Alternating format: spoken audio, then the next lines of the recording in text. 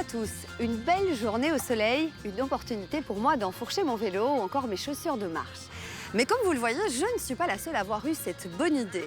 Les parcs, les sentiers ou encore les chemins en forêt accueillent de plus en plus de monde et ça nécessite une bonne cohabitation. Une cohabitation parfois délicate. Contact, c'est tout de suite.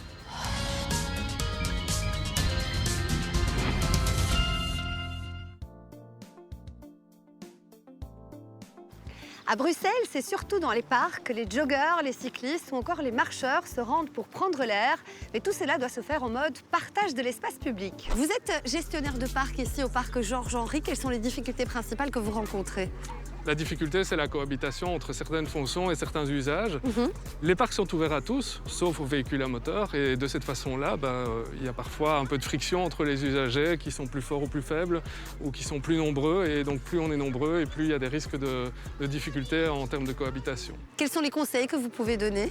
Les conseils qu'on peut donner, bien sûr, c'est de respecter le règlement de parc, de faire attention aux autres usagers, en étant en vélo, par exemple, en se signalant un tout petit peu à l'avance, en ralentissant ou en descendant même de son vélo à certains moments. Et par ailleurs, pour les propriétaires de chiens, de tenir les chiens en laisse, de faire attention à ne pas importuner les autres usagers, de telle façon à cohabiter du mieux qu'on peut.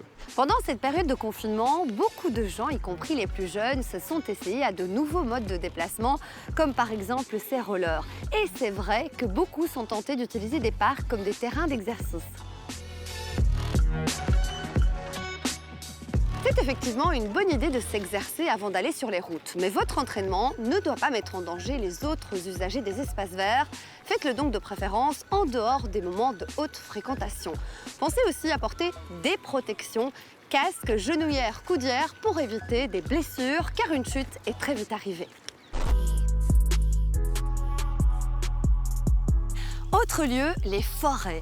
Ici, vététistes, randonneurs et promeneurs avec des chiens se côtoient quotidiennement. Mais c'est vrai, parfois la cohabitation n'est pas facile, par exemple quand les chiens ne sont pas tenus en laisse. Les chiens doivent toujours être gardés en laisse parce qu'il ne faut pas oublier qu'ici on est dans un milieu naturel et donc notre mission à nous c'est aussi de protéger la faune et la flore. Et un chien en liberté présente quand même un danger très important au niveau de la faune. Ici on le constate très bien, ce chemin a été créé par les randonneurs. Oui, donc ça, ce sont des chemins, des sentiers qui ont été créés artificiellement. Et le problème pour nous, c'est qu'au départ, il y a une trace, puis elle s'élargit de plus en plus. Finalement, on se retrouve avec des chemins partout. Parce que c'est compliqué d'expliquer aux gens ce qui est autorisé et ce qui ne l'est pas. Donc on doit passer son temps à bloquer les chemins. Quels sont les conseils que vous avez envie de donner aux randonneurs ? Je dirais qu'au niveau des randonneurs, ils doivent rester sur les sentiers et les chemins autorisés et surtout ne pas en créer d'autres parce que la vie sauvage a besoin de quiétude. Philippe, qui est autorisé à circuler ici ? À partir du moment où on peut circuler à plus d'une personne de front, manifestement on est sur un chemin. Et donc sont autorisés les piétons, les cavaliers et les VTT.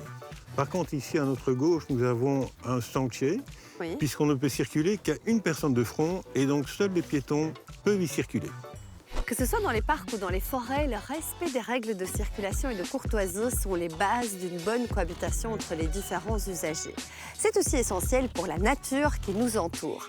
Restez donc sur les sentiers et les chemins, tenez votre chien en laisse et faites attention aux autres usagers et ne faites pas de bruit inutile. Si vous avez des questions, contactez-nous sur les réseaux sociaux. À la semaine prochaine et d'ici là, bonne route!